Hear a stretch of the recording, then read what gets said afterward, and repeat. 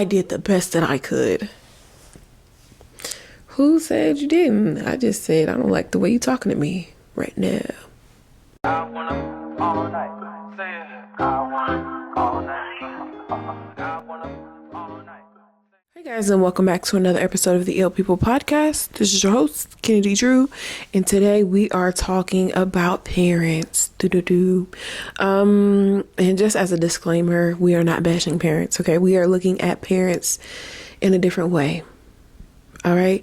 And if you aren't asking, oh, but what about your parents? I told my parents about this episode and I was still going to do it. I was still going to do it. So, this episode has absolutely nothing to do with bashing. It is just taking our power back as kids, children, and basically taking all of the unmet and unspoken expectations that we would want out of parents and just saying, hey, y'all were people first, you know? So we're going to basically break this down into 6 chapters. We're going to make it quick so you can get back to your life. All right. This first chapter is they're not just your parents. They were people first. Okay. When we talk about people first, we're talking about people from different walks of life. We're talking about people who probably ran the same parenting strategy that their grandparents did and their great-grandparents did. And it's been known to have results. You see what I'm saying? Oh, my mom did this to me and I turned out fine. But then you as a child can be like, I don't know. You kind of little... you know, and a lot of people or a lot of parents really don't know, a lot of people and a lot of parents really don't know that sometimes their parenting techniques isn't really the greatest. And the thing is, who is better to give great feedback to? The kids. You see what I'm saying? Because y'all had it first time.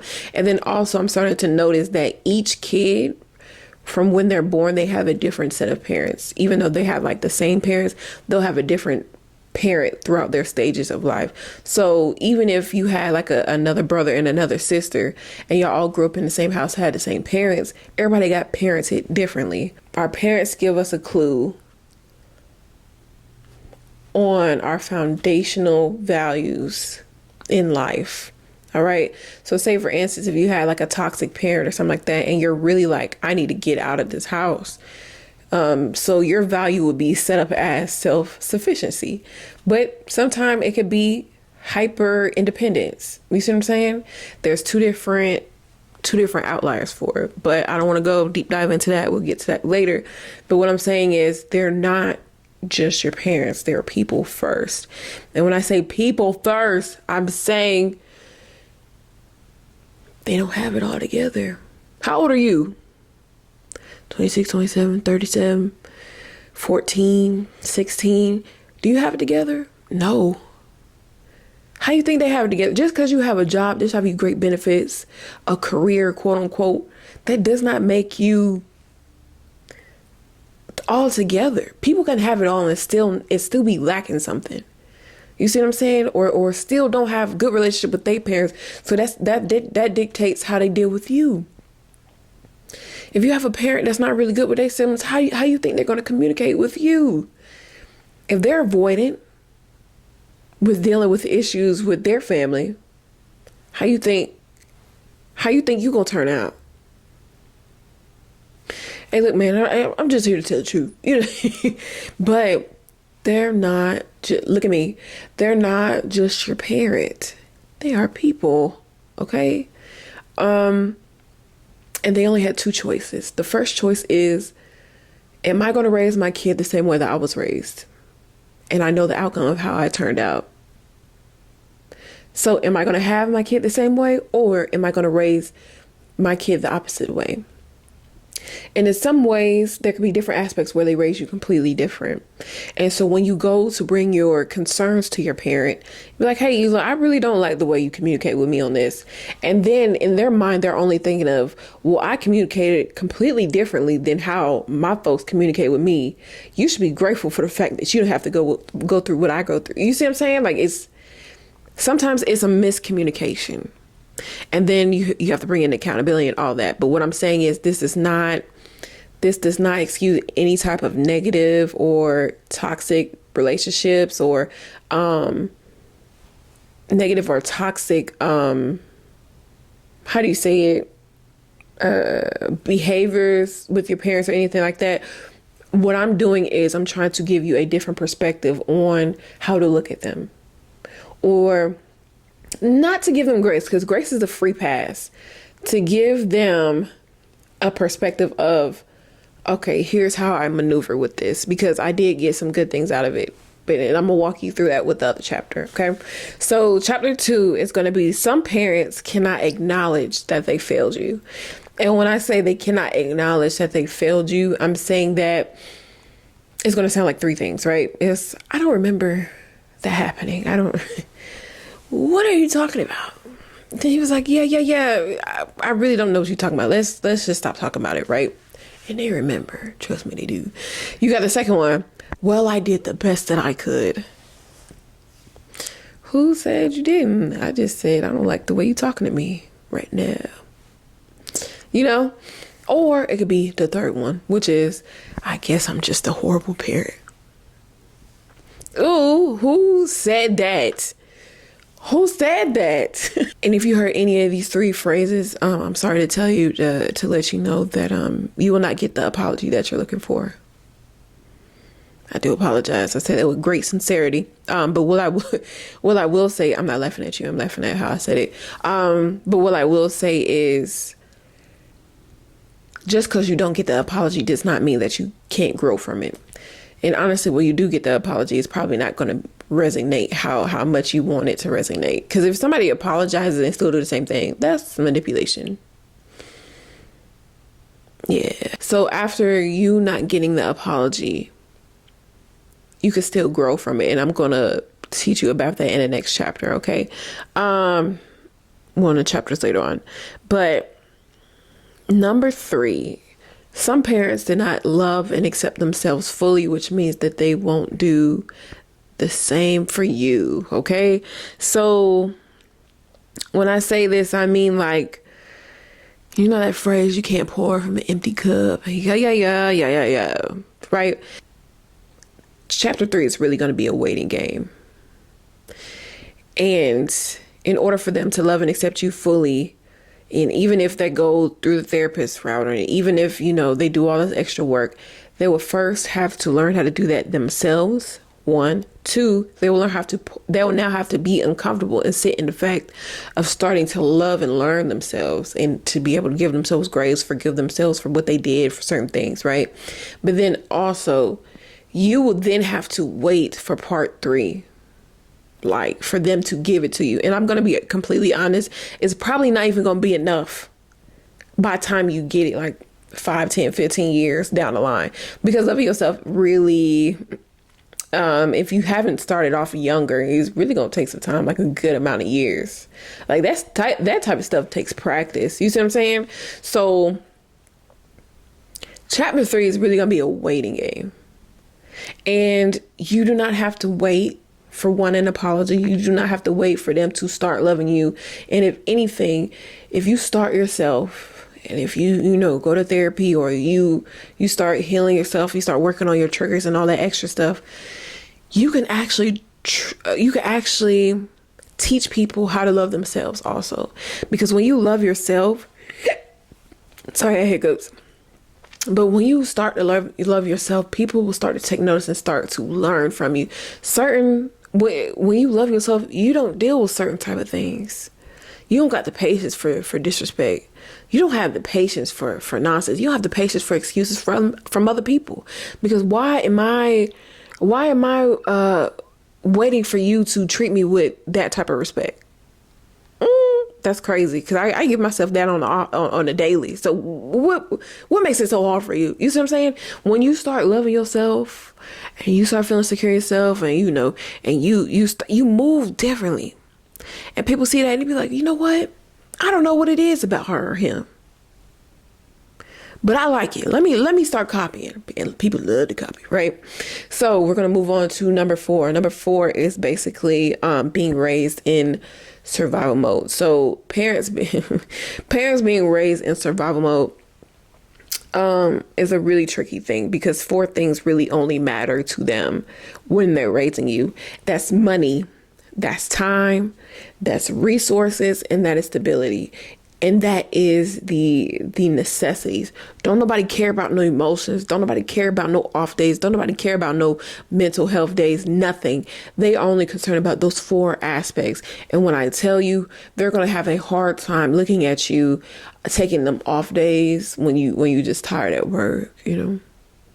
They're going to have a really hard time looking at you when you just buy stuff for yourself. You know what? Like, I really like this purse. Let me get this purse. You don't need that purse today. Yes, I do. And I'm finna get it. You know, they're gonna have a really hard time with you if just sometimes even donating some clothes, or even just throwing some bad food away. Why? Because I don't know how to say this. Because that wasn't their norm. Let's say it like that. That wasn't their norm. And they're going to have a hard time looking at you live your life really fully, and you having the unconscious thought of, I'm going to be provided for because I provide for myself. And I'm always going to look out for myself. And I'm never going to let myself go without. You see what I'm saying? So, and then I'm going to prepare myself just in case I am without and I still have something to pull from. People can't fathom with certain beliefs like that. So if somebody's in survival mode, especially your parents, it's going to be really hard for them to even heal that, honestly. And that might even take years. And which leads me to chapter 5. Chapter 5 is basically make what you learned work for you. And whether you think that your family did do good by you or didn't do good by you, raised you well, didn't raise you well. What I'm saying is there's certain things that you learned in that household that is going to make you live easier in certain aspects of life. I'll give you an example. Some people are very self-sufficient. You could take that anywhere. You could survive through anything. Being self-sufficient, who else was going to teach you that? You see what I'm saying? And I'm not saying, because some people, parents are very toxic. What I'm saying is, I'm not excusing any behaviors. I'm saying make what you learned work for you. So you got people who are being very self-sufficient, but make sure that doesn't go into hyper independence where you don't rely on anybody. People need people. That's all I'm saying. Some people can have a certain level of emotional intelligence. Some certain people can have a certain level of empathy relating to people. Like, you know what? I feel for this person. This how I can comfort them. You see what I'm saying? Maybe a life in counseling will be really good for you. You see what I'm saying? Or people who have great self-awareness and to be able to read the room because they had to be hyper vigilant growing up. That could serve you in a lot of ways, bro. What I'm saying is, we understand that some people's households weren't the best. End of story. What I'm saying is you can alchemize it and turn it anywhere you want to. You can take them life lessons, turn it into a book. Take them life lessons, start a mentoring program, and be a contractor for a school district. And you could do anything. Like my thing is, make it work for you. I mean, life is going to have its ups and downs, but them lessons that you learned in that house, you make sure you make it work for you. End of story. All right. Which leads me to my last part. Chapter 6. With the end of this episode. All right. Chapter 6 is basically honor what they did give you. And when I say honor what they did give you, what I'm saying is there are certain aspects that were very highlighted from your parents. And I'll give you an example. Like if your parent was very resilient in raising you and they made sure that you had a stable household where you didn't have to move from apartment to apartment, and they made that work from just themselves. That's what you know, like, dang, she really did that, or he really did that for me. I really appreciate it. Like you don't throw out the baby with the bathwater. don't do that. There's good in everything. When I tell you, some parents really be doing the most for their kids, bro. And it might not look like how you want it to look. It might not look like how you want it to look, but when I tell you, some of them made that, some of them made that stuff shake. And because you were a kid, you really couldn't see it like that. And if they didn't, there's some aspects in there where you can learn and be like, I really honor this about them. That's one good characteristic I could look up to them for. It could just be one. It could just be one, and you focus in that and you hone in on that, and then you could take it anywhere with you. Like, give you an example of, like, my mom. When I tell you, she can network her butt off. She can network her butt. I know somebody. Let me give him a call. Or she really should have been a lawyer, because she could fight for anybody, bro. Anybody, and get them to where they need to go. When I tell you, crazy. Like, it's really, like, I can honor that about her. Like, she fights for who she need to fight for, and she fights for herself. But it could have been at a point where somebody didn't fight for her, and she stood up and she did that for herself. She learned that. She took that and alchemized that for herself. You see what I'm saying? Like, it's things you can honor for your parents, and really look at them and be like, you know, you're really good at this. You're really good at this. So I hope I really did a great job breaking this down to you guys and making you guys think of your parents differently. So I hope I did my job. Thank you guys for listening. Thank you guys for joining me for another podcast episode. And thank you for being patient with me, because some things happened and I had to get this episode out at a later date. But thank you guys for following along with me. Please follow us on Instagram, TikTok, Threads, and YouTube. All right. Bye, guys.